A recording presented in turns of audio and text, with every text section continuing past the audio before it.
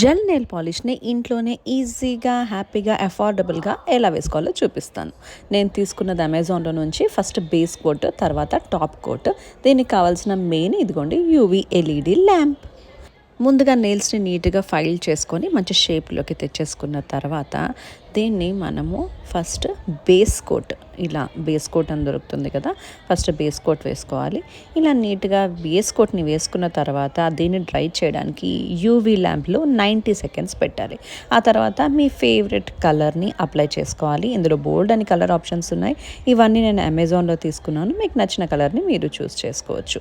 ఈ కలర్ని 2 కోట్స్ వేస్తే బాగుంటుంది. దాని తర్వాత మళ్ళీ దీన్ని ఎల్ఈడిలో పెట్టాలి 90 సెకండ్స్. తర్వాత టాప్ కోట్ని అప్లై చేసేసి ఈ టాప్ కోట్ కూడా నీట్గా ఫినిషింగ్ వచ్చిన తర్వాత బార్డర్స్ అవన్నీ నీట్గా చూసించుకోవాలి.